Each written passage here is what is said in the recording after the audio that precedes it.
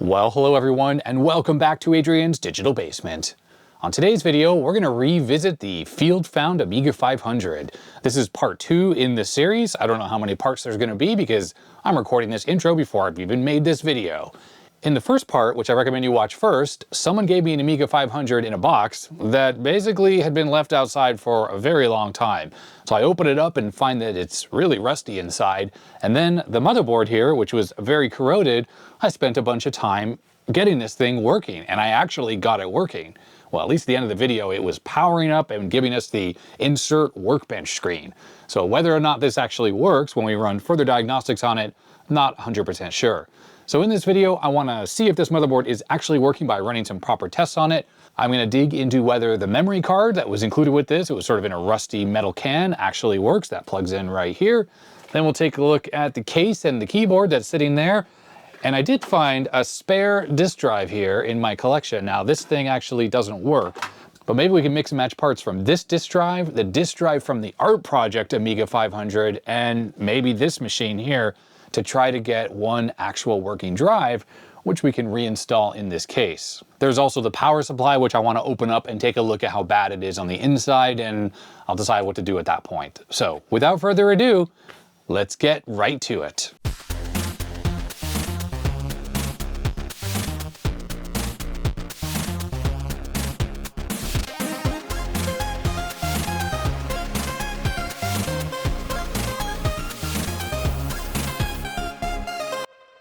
So the first order of business, I'm just going to quickly recap what happened in part 1, and then let's test this motherboard out. So in part 1, when I first powered up this machine, it appeared completely non-functional. I took the fat Agnes chip out, I used a fiberglass pen to brush its pins, put Deoxit in the socket, and then the thing came back to life, even though there was a lot of corrosion in the socket. But then the operation of the machine was completely inconsistent. So a troubleshooting process ensued of me trying to figure out which chips were bad. The kickstart chip had a bunch of corrosion on it, so I cleaned the legs off and one of them broke off, so I replaced that. Turned out that all of the chips actually worked, and all I really needed to do was use the fiberglass pen, or I used my Dremel actually, to polish the pins on the 2 CIA chips, and then the machine kind of worked. The one thing that's weird about the Denise chip, that's the graphics chip on the Amiga, is that for whatever reason, well, at least originally, when I'd power this computer on, it would present a purple screen, even if the CPU or the ROM was removed, which is not normal behavior. But at the end of part 1, when the machine was booting to the kickstart splash screen where it was asking for a workbench disk, seemingly that problem seemed to have gone away. At the end of part 1, I just left off that the machine was booting to that screen. We didn't actually try to run any software on this thing, so there may be other problems. I haven't even tested this motherboard since I booted it up that time on the video, which has now been a few days ago, and I'm always wary that when you have dodgy sockets like are clearly on this thing, the thing could break just by sitting. So let me plug this thing in, there we go, and just make sure we're at least getting that splash screen like we were before. All right, we hit the power button. See, we're getting a blue screen now as opposed to the purple screen. Now that little bit of interference you saw there has nothing to do with anything but the scan converter, which is just not synchronized to the Amiga's video. This thing does appear to be working, although one thing I am noticing is that I think the kickstart screen where it tells you to insert the workbench disk shouldn't take so long. So I'm wondering if the corrosion that's all over the floppy drive port here is making it think that there's a disk inserted in the external drive or something like that.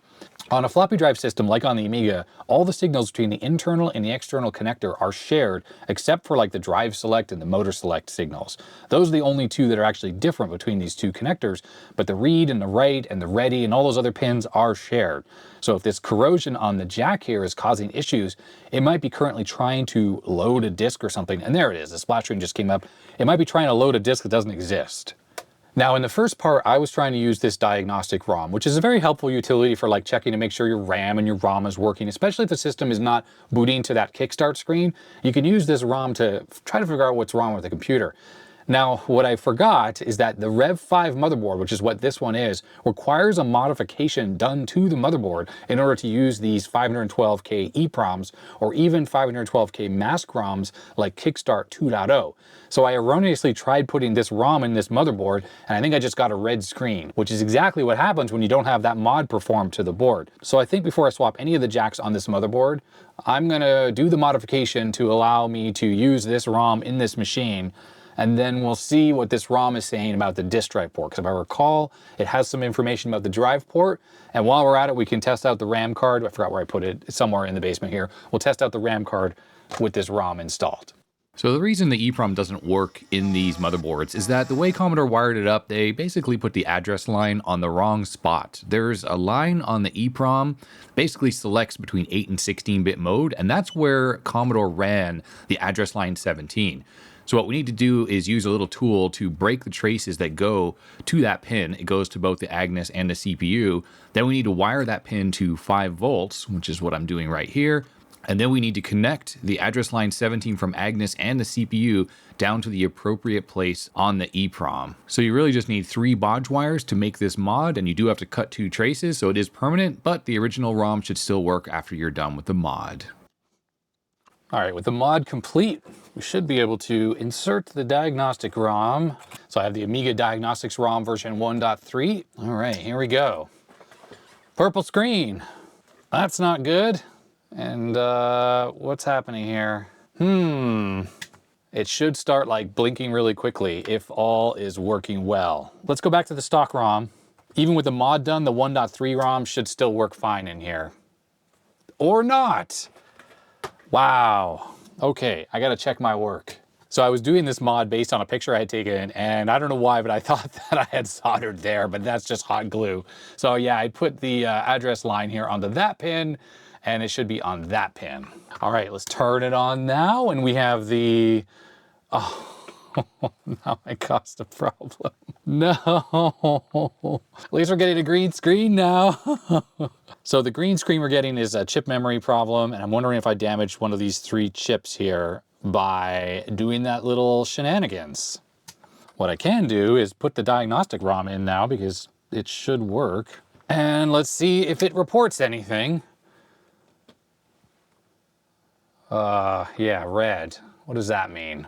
I plugged a no modem cable into the serial port here, and that is connected. Oh, wow, look at that.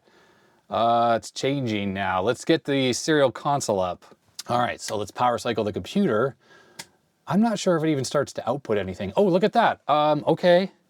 We're getting stuff. Okay, yeah, look at this. We're getting addressing issues.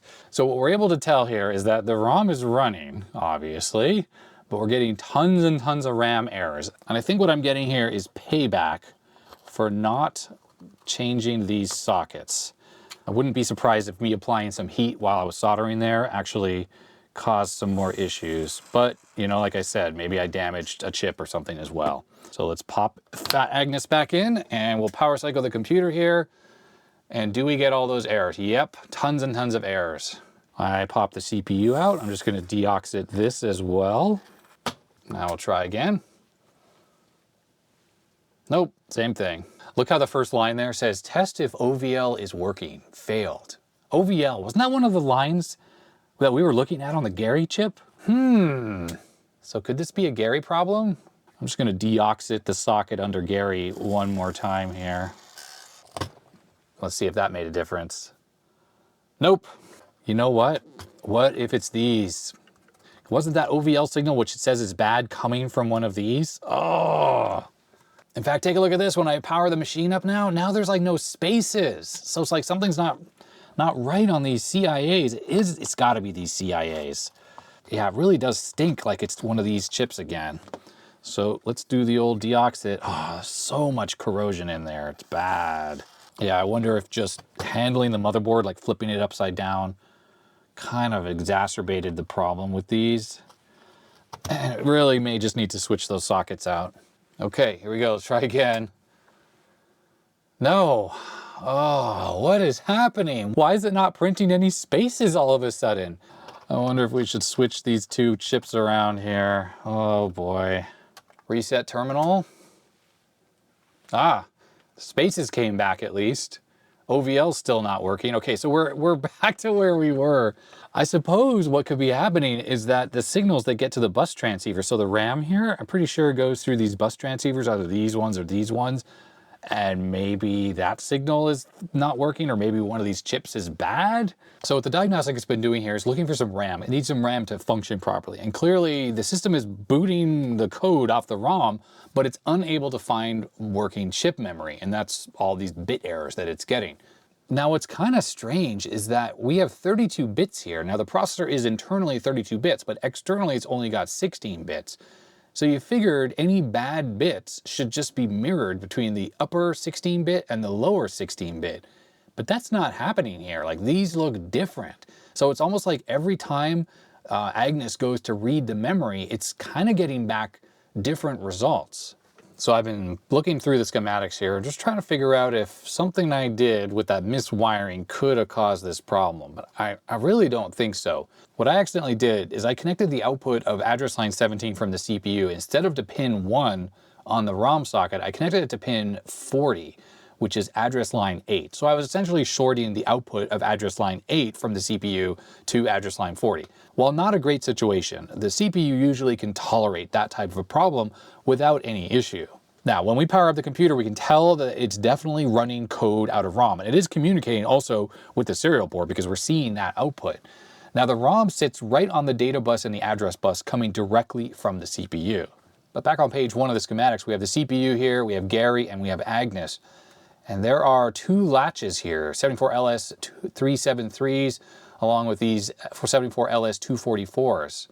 And the function of these chips here is it allows the processor to essentially make 2 requests for an upper and a lower part of the 32-bit, well, piece of memory that it's trying to access.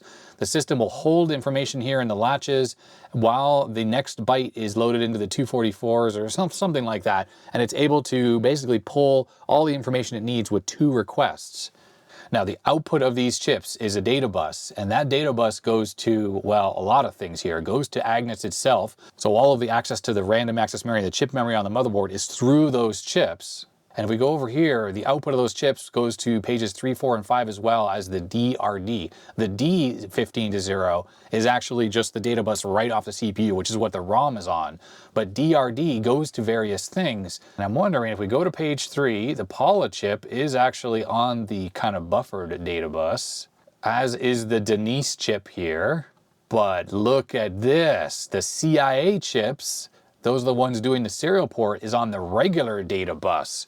So that means that the CPU can communicate to those, even if those latches and transceivers are not working properly.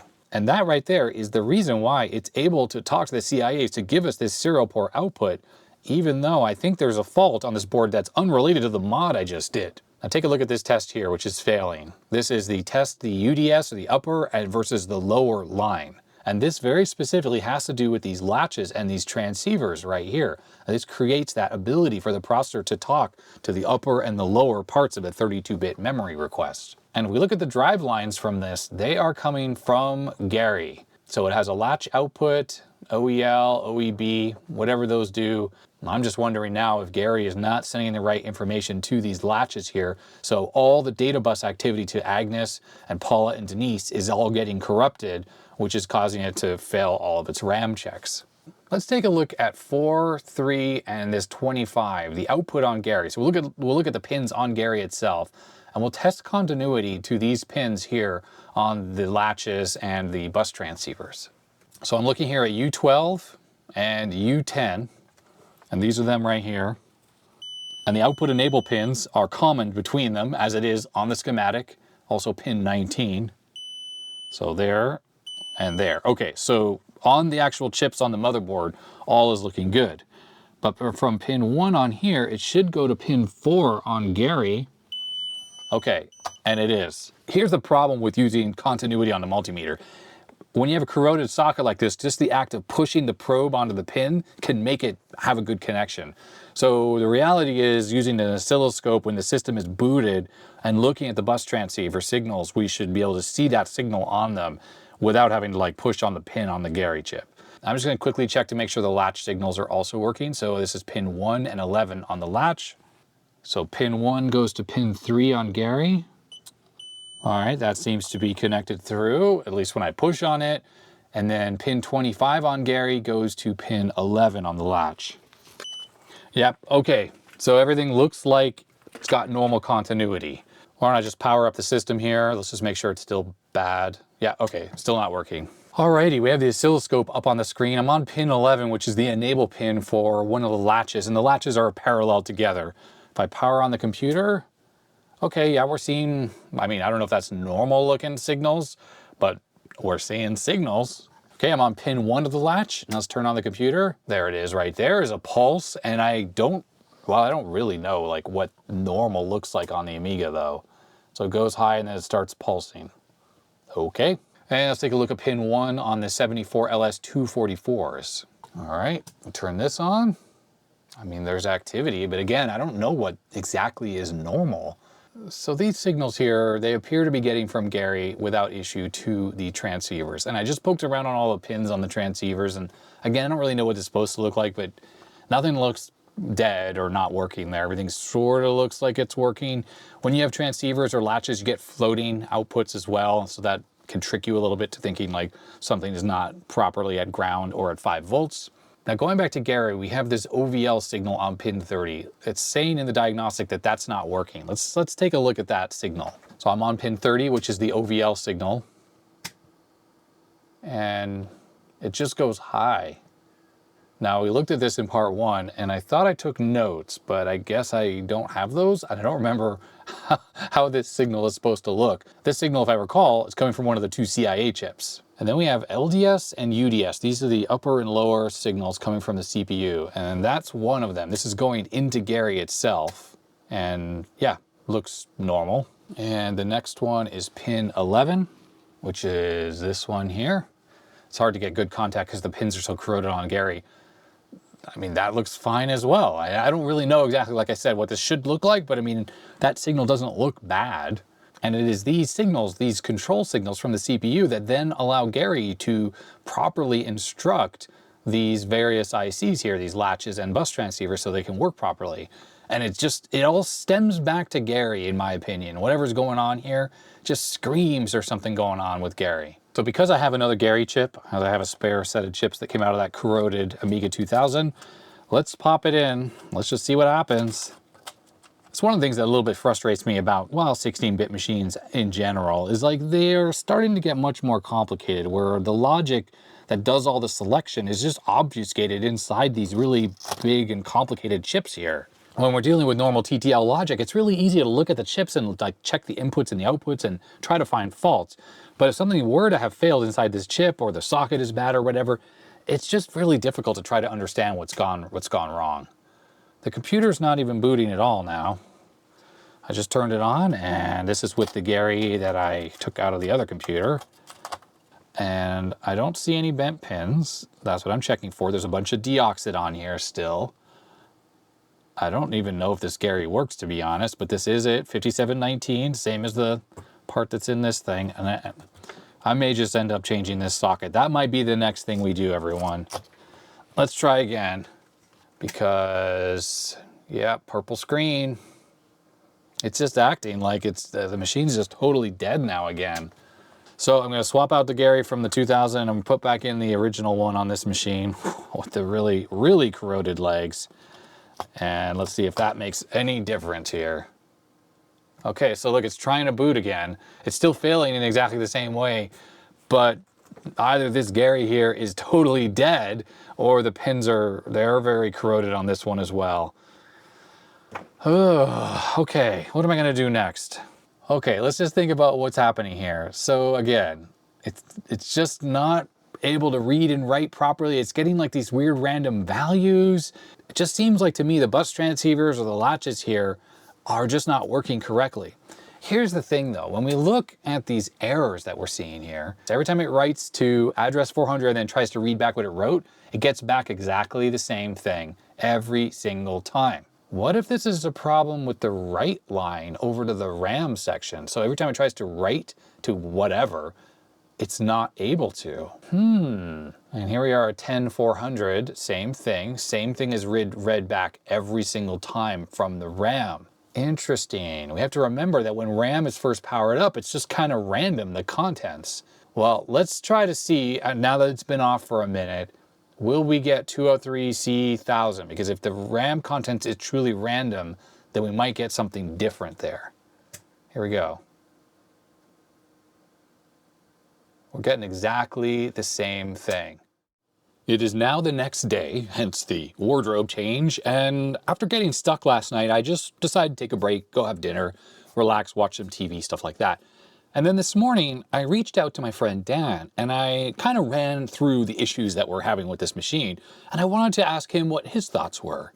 When I sent him a screenshot of what we're seeing from the diagnostic ROM, he right away thought that the very first thing I should pay attention to is the OVL signal, which we already looked at and we saw that it was high all the time. But he thought, since that's the very first thing that shows up in here, it's worth looking into what that signal is supposed to do on a working machine. So looking at the schematics again, the 8520 and U7, that's the one that generates the OVL signal.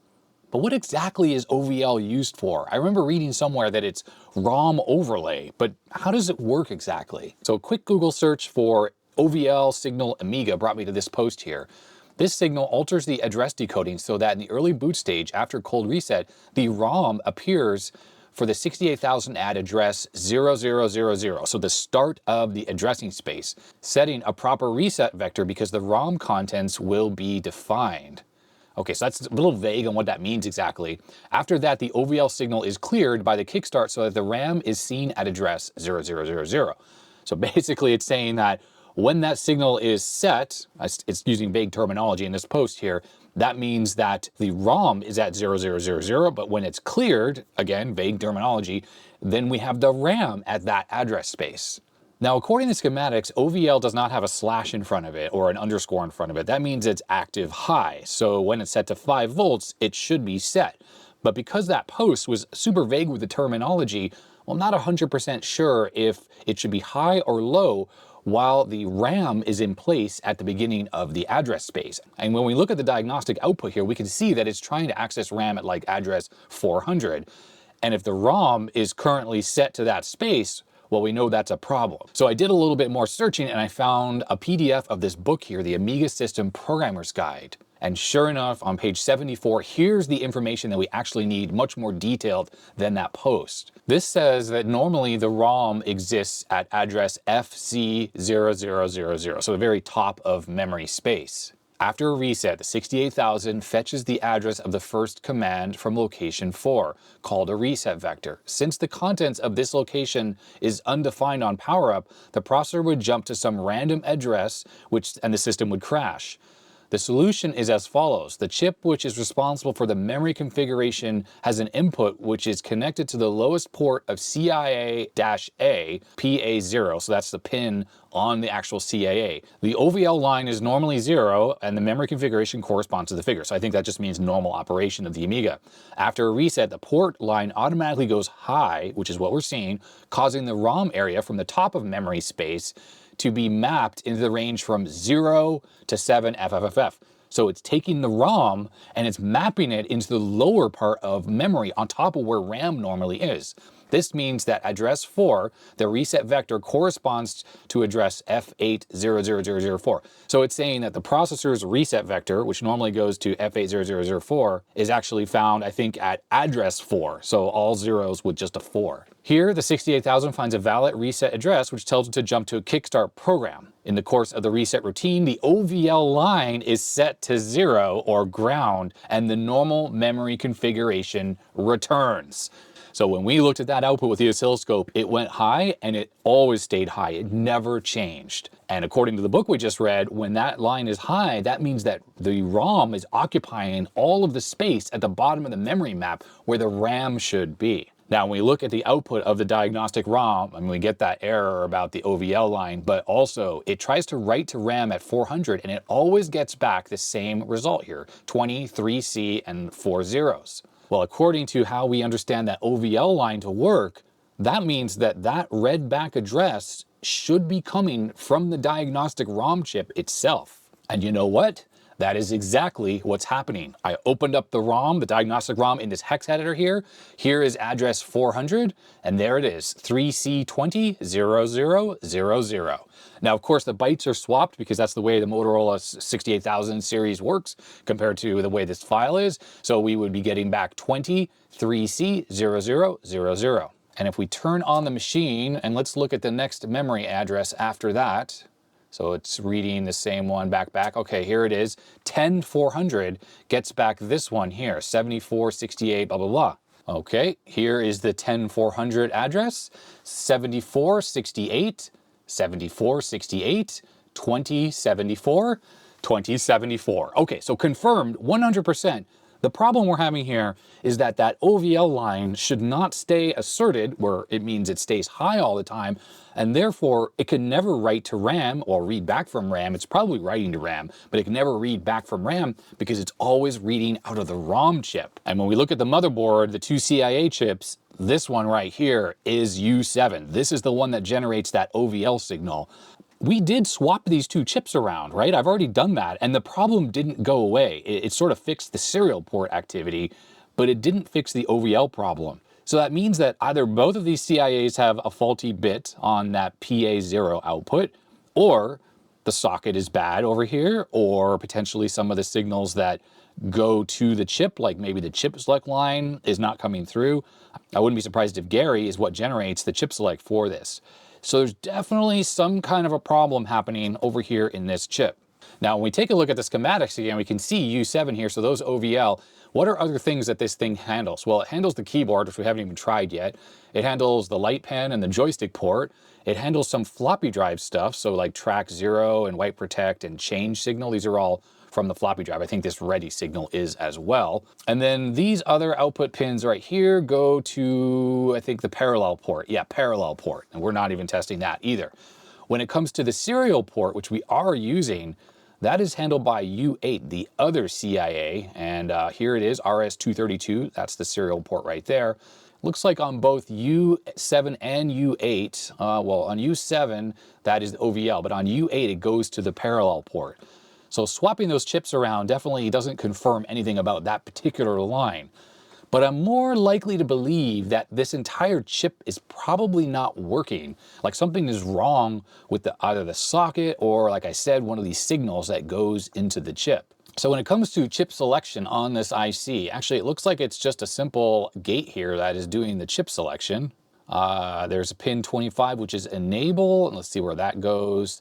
Okay, so there is an enable pin, but it goes to both of these chips. And we know that the other CIA is handling the serial port. We know that one's kind of working. And look, it also has a chip select line that is on U37, same U37 that is also doing chip select on the other one. It is possible that that gate is bad, and that means that this U7 CIA will never get turned on. Therefore, that particular pin that goes high can never be instructed to go low. And then none of these other signals are gonna do anything either. Now, besides the functional chip select line, we also need to have these 4 address lines working properly, and we need to have the 8 data bits working properly. First thing we're going to do is we're going to take this chip out entirely. I want to try to use some of these little clip leads and a resistor, a pull-up resistor that is, and I want to try to simulate the OVL signal manually and see if we can get that diagnostic ROM to actually boot. Okay, this is what I've come up with. So that's the OVL line going into the Gary chip, and I have that going to a 10K resistor. On the other side of the 10K resistor, I have it going to the 5-volt leg of this bypass capacitor right here. And then the black clip lead here is going to the ground side. That means that currently OVL is grounded. So if I turn on the computer right now, we should have no activity at all because the ROM won't be mapped at the beginning of memory space, which is required for the system to start to boot. We can validate this by turning on the system. We should just get the purple screen. Okay, there it is. Purple screen, no activity. I just went ahead and unplugged this black clip lead. So now the OVL line should be pulled up to 5 volts, which should allow the system to start to boot. Okay, here we go. There it goes. Now, if I just clip this on, we should start having memory, and we do. Look at that. So if I push a key, oops, I didn't push a key in time. Well, either way, you can see that it's currently booted up. Now, even though we're looking at this on the serial port, I don't have control because you need to push a key on the keyboard. So I need to reboot the system here. So I'm going to reboot. I'm going to unplug the OVL line, turn it back on. And once it starts booting, we're going to clip it on. There it is. And where do I push a key here? Loop back adapter. Doing checksums. Huh. I wonder why I can't push up or down. Well, I wonder if the serial port is actually not fully functional and we're only getting the output of the serial port, but the input is not working because I'm pushing up and down on the keyboard and nothing is happening. With the older diagnostic ROM, I think version 1.2.1, which is I used to use, you have to push a key on the keyboard on the serial connection, that is, and that would tell the diagnostic ROM to look at the serial port for keyboard inputs as opposed to the A500 or the Amiga keyboard itself. Okay, actually look at this. To use the serial communication, please hold down any key now or click the right mouse button. Well, I don't think I held down a key. Let me try that again. So I'm going to unplug the OVL line. We'll turn it back on and then I'll reconnect it now. Okay, and the diagnostic ROM is starting normally. And I guess I'll just keep pushing a key on the keyboard here. No, it's doing nothing. I'm just checking my serial settings here, and they're definitely set correctly with no flow control. So I have a feeling there's something wrong with the serial port. Like, we're getting the output, but the input is not working. Because yeah, everything I do, I type on here, it doesn't do anything. Either way, we've definitely confirmed that the problem with the system not booting definitely has to do with this CIA, something to do with it and that OVL signal, because when we manually reproduce the signal like we're doing here, the system is booting properly. What's pretty hilarious here is that this whole problem started when I did the mod to allow me to use these EPROMs for Kickstart ROMs. But the reality is, like, that mod is unrelated to this. The address lines I was touching don't go to this chip at all. Like, this is some other problem causing this particular issue. So let's try to figure out how to fix this problem. First thing I'm going to do is I am going to put in another 8520 here. This is the other of the two that I had spares. One of them I used on the art project machine, because remember, it had a bad one. So let's pop this one in like so, and we'll power up the system here. And no, it is failing in exactly the same way. There it is, same exact issue. So we know for sure that it's not the chip itself. I mean, I'm pretty sure it's not the chip itself. It's got to be something on the motherboard, or the socket is bad, or something like that. So I brought up the oscilloscope. Let's start taking a look at these signals. So first of all, let's go to pin 23 at chip select. Okay, so we are on the chip select line. I got to power cycle the computer here. That's not doing anything. Chip select is active low, so we should be seeing pulses of low. So it goes high, and that's it. Let's look for U37 on pin 5, which is the VMA signal. I forgot what generates that. And then the other input to the chip is address line 13. You can just see it right there. All right, so that is U37 right there. But there is the address line input going into it on pin 4. And then there is pin 5, the VMA signal. And are we getting anything on VMA? Certainly doesn't look like it. Now with an OR gate, if either of the inputs are high, then the output is going to be high. And when we look here, chip select has a little underscore on it, which means that it is an active low signal. So the signal needs to go low to select the via. So if we look at what's on pin 2, which is also pin 5, that is this VMA signal. So we need to go find where that's coming from. So for sure, these two chips aren't being selected.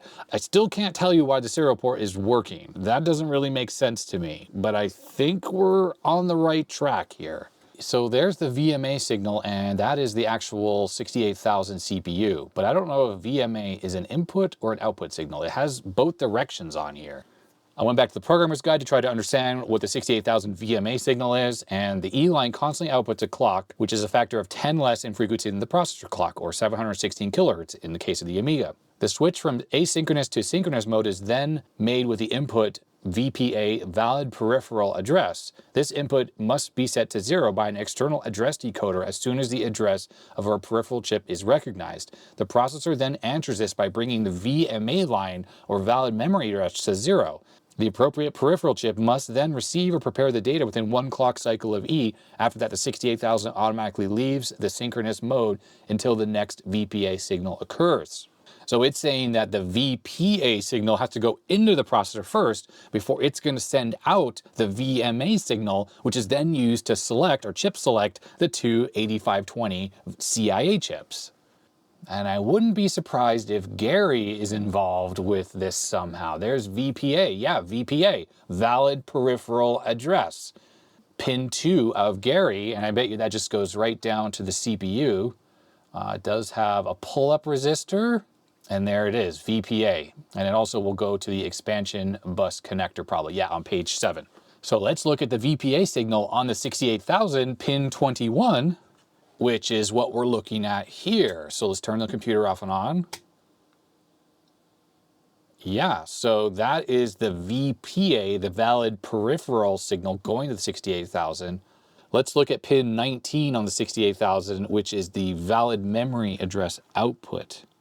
That's the output right there. Nothing. So that doesn't really make sense because I'm assuming that we should see something on that output signal. I'm tempted to lift pin 19 on the CPU just so we can see what VMA looks like out of the socket with all the other chips out of play. All right, the pin has been lifted. Let's turn on the computer. Okay, so take a look at this. This is the output of the VMA signal, pin 19 on the CPU. And it is trying to drive that signal low, as it should, because if we go up to pin 21 there, we have the VPA signal coming into it. And then the documentation said that the VMA signal should come pretty quickly, and then that is used for the chip select. Aha! So looking at the output of the CPU, the VMA line, it's only going to pages 6 and 7. And on page 7, the VMA line is right there, and we know it's going to whatever this expansion connector is. I think this is either like this one here or that one. Either one. I'm not 100% sure. But the only other thing that it actually goes to is U37, this 74LS32. All right, so I have the scope connected to the VMA input on the OR gate, and it's currently set to high because the computer's turned on. And I have the multimeter here set to current mode. And let's try to ground that input on pin 19 here. 4 milliamps. Wait, it's all over the place. What's happening here? Oh, it's shorting the power supply. So there's like a direct short to 5 volts. What? No wonder why the processor is unable to drive that to ground. What? Let's turn the power supply off. Let's switch the multimeter to continuity mode here. So I'm on the VMA pin, and we have a direct short to 5 volts right now on the VMA pin. Where's that coming from? So remember, the only thing that's on the VMA line, the only thing that should be on there, is the 74LS32, a pull-up resistor, and one of the expansion connectors. That's it. Did I make a mistake on how I wired up my little mod here? So VMA is this pin right here. If I zoom in a little bit, I put a little dot on it, that pin. No, it's one of these pins here, the VMA line. And I didn't solder anything to it. What the heck is happening? All right, so this pin right here is the VMA line, and one of the traces goes over here to the expansion connector. The other one, I'm just following it here, goes up here, around here, and look, it goes right by this pin. Right by it. This is the 5 volt pin on the EPROM.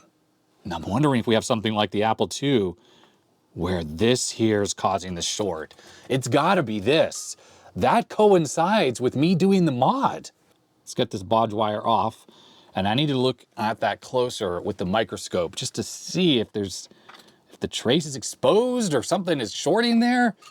I guess right off the bat we can check for the short. Nope. So there's no more short to 5 volts anymore. So that was it. Somehow I shorted those. I don't even understand. I only soldered the wire there. I didn't use my little Dremel bit or scratch that or do anything. I just simply put a little bodge wire right there. Okay, so I can barely see this with the magnifying glass, but it looks like the solder mask is exposed a little bit on that VMA line as it runs by here. And I think when this bodge wire was soldered on there, it was touching. It was actually touching the 5 volts directly to that line. I am struggling to see a problem here. Yeah, okay, so I just reconnected that. There's just the tiniest little bit where the VMA solder mask is exposed for whatever reason. I couldn't even tell you why. But I assume the corrosion on the back of the board here has made the solder mask very thin, and maybe just the heat of the soldering iron broke that, and then the little extra bit of bodge wire just happened to be touching. I mean, what are the chances? Okay, so I have the CPU back in. Let's put back in the original Gary chip here. The one That is from this machine. It's this one here. Okay, serials connected, video, and the power cable. And here we go. Oh boy. Look at that. Unfreaking believable.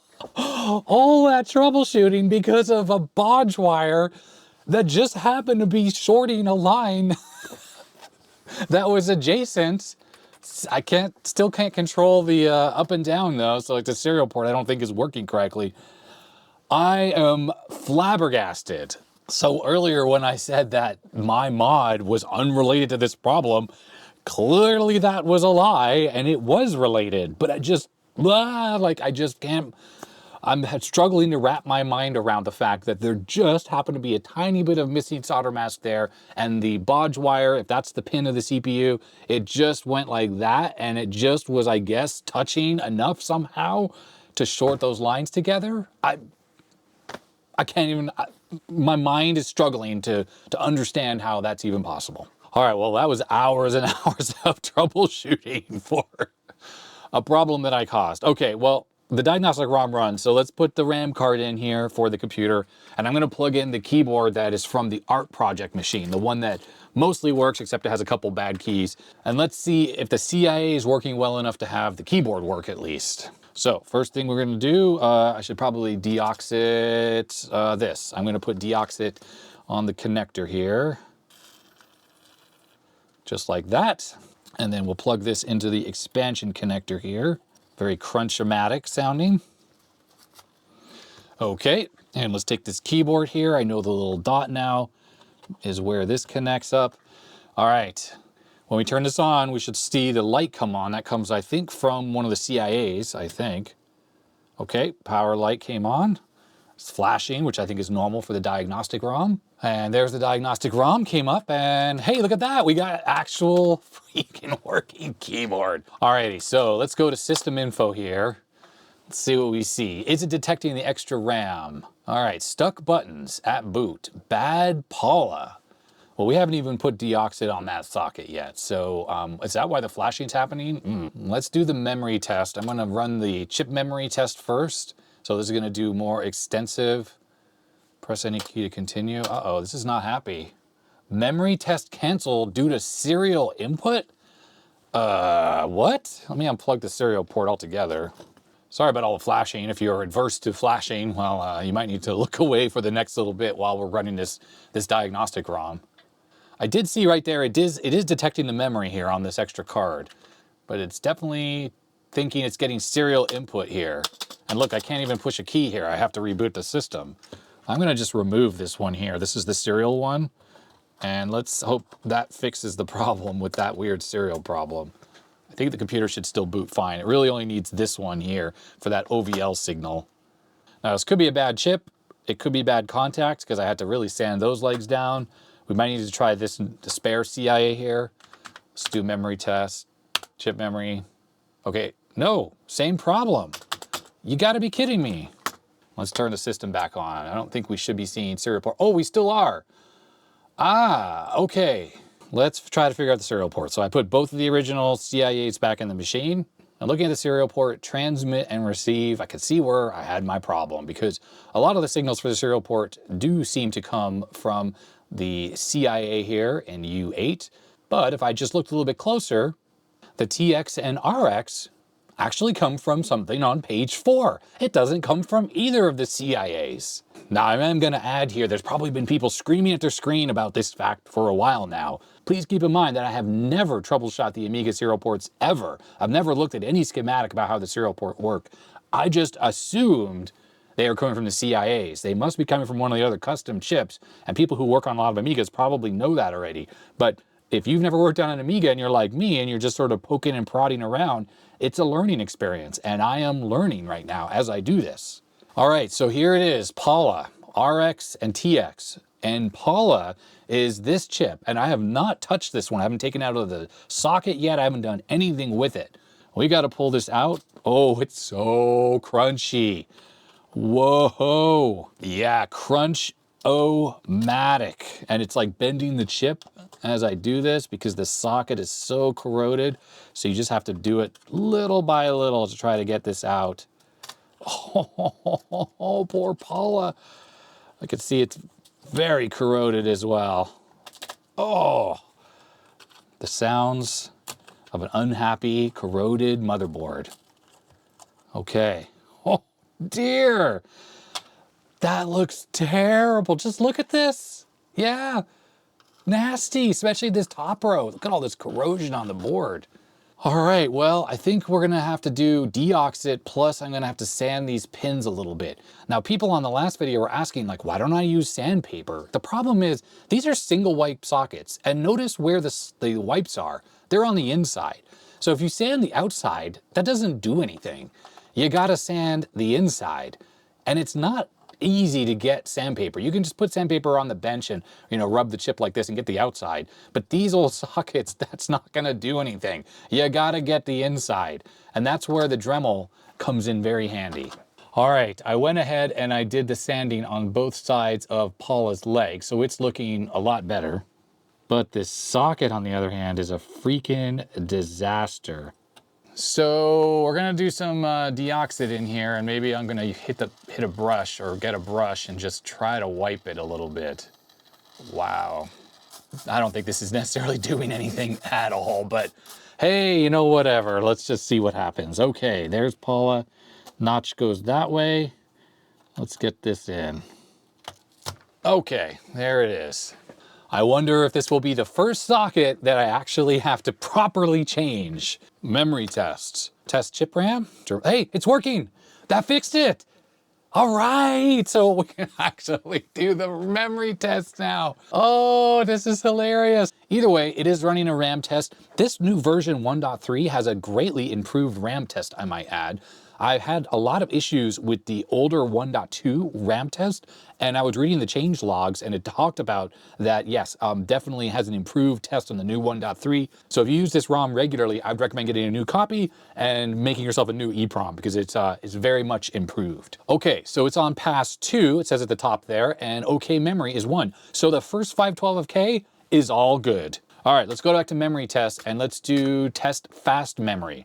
So the RAM on this card here is not actually fast memory because it is all addressed through the Agnes chip, which makes it slow memory. So it's not chip memory. It can't be used for the special custom chips, but it's also not as fast memory, which is normally directly connected directly to the CPU. So the CPU never needs to wait for the graphics chips or the other custom chips to do whatever they're doing, which this memory does. Anyways, on this diagnostic ROM, it says it's fast memory. So there we go. It's testing right now, 512K of memory between C00000 and 7F whatever. So that's the 512K on this card here. Okay, let's go to graphic test here, and let's do these real quick. Okay, that looks good. Ignore that little noise we're seeing there. That's the scan converter. Test scroll. So this is using like some of the hardware registers to do hardware scrolling. Absolutely working. Now try testing the audio test because I think this new version can play a mod file in the ROM here, but I really need to swap out these connectors. So I think I'm going to do a jump cut here where I'm going to swap out the RCA jacks here because they're completely rusted for the audio, the disk drive port because that's a disaster, and I'm going to swap out the joystick port because it has holes in it. Mouse port seems okay. And there we go, just like that. This connector, that connector, and the 2 audio jacks have been replaced. And these 3 right here are from another Amiga, so they're all period correct, as is the video connector here and the RCA jack for composite video. I do have the old Rustomatic ones. I just wanted to show how this port, the joystick port, looked. Not great at all. Same goes for these RCA jacks. I think these would struggle to pass a good audio signal. And then this one here is the floppy drive connector, and you can really get a look and see there's a lot of iron oxide inside of the connector there. And the video connector, which I replaced right away, I think that's a bug in there. Anyways, I mean, it's possible with a lot of cleaning, maybe this one would work, but it's just better to swap it out.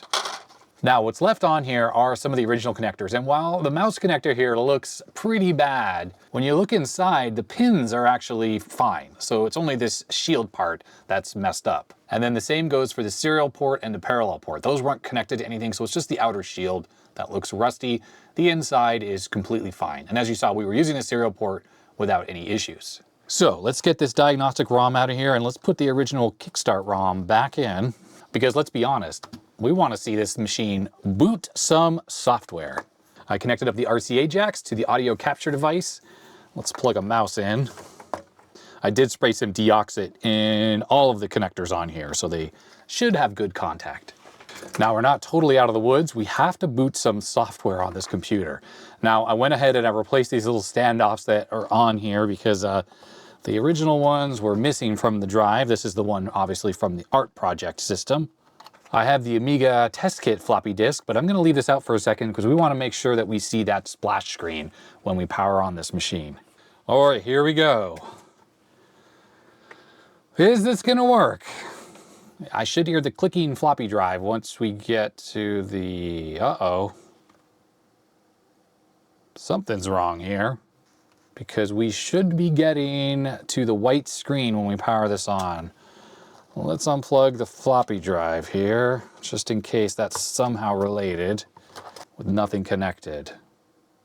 Oh boy, another fault. So it's supposed to go from this gray screen to a white screen to show that the system is ready for booting. I'm just going to unplug the RAM card here. We already tested the RAM card and it was fine. So take that off, power this back on. No, oh, interesting. What could be causing that? Okay, that's good. That came up a lot quicker as well. Remember how it was taking a long time for it to show up? That's weird. We tested the RAM and it was okay. So I'm confused. Floppy drive is reconnected. Let's power it back on. I want to get to the white screen. It's clicking. Good sign, everyone. Freaking good sign. Slide this disc in here. Oh, I think it's booting. I think it's booting. It booted. Oh, first time running software loaded off a disk. And wonder how long this poor abandoned machine. The mouse works. Let's check out the buttons, okay? That's working and that's working. Let's go back a menu and let's try the audio. All right.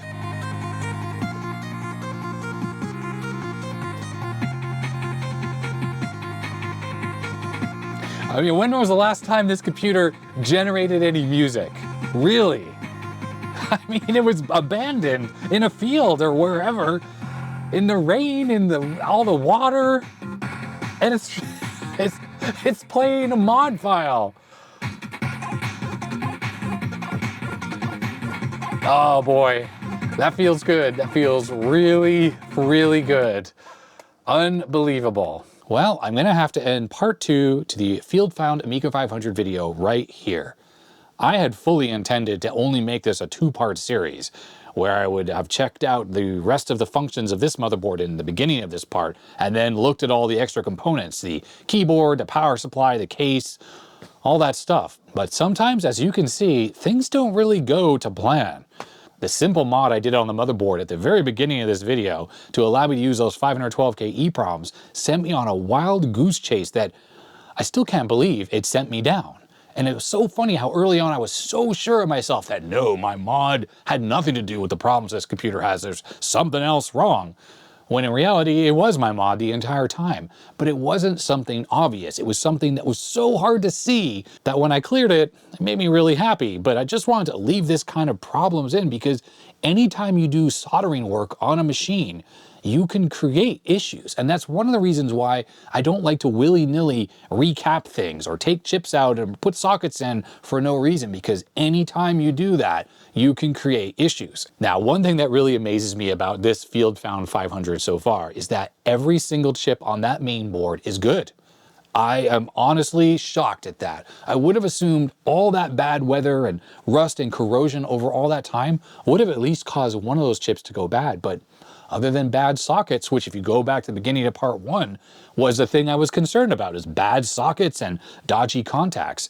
But sanding those pins down and putting that Deoxit in, at least for now, resulted in a working system. So anyhow, I hope you enjoyed this troubleshooting roller coaster wild goose chase adventure that I've been on. In part 3, I'm finally going to get to looking at all the other components of this system and putting back together a working Amiga 500 that was field found and has, you know, a lot of rust and corrosion on it. I'm not going to clean that up. I'm going to leave those battle scars on there because this machine is a survivor. It's a true survivor, and some people would have looked at it and thought, oh, we'll just write this thing off. There's no way it could work. Well, there we go. It's freaking working. I want to thank my patrons. Their names are scrolling up the side of the screen. I do this for a full-time living now, and if it wasn't for them, I wouldn't be able to survive. The AdSense revenue is not enough. My channels are not big enough for that, but thanks to my patrons, it is actually possible, and I'm actually doing it. So if you want to become a patron, there is a link in the description below, and you get early access to videos, plus the higher tiers get behind the scenes and live streams and stuff like that, and yeah, hit subscribe if you haven't already, and comment down below, and you know, all the usual YouTube junk, and I guess that's going to be that. So stay healthy, stay safe. I'll see you next time. Bye.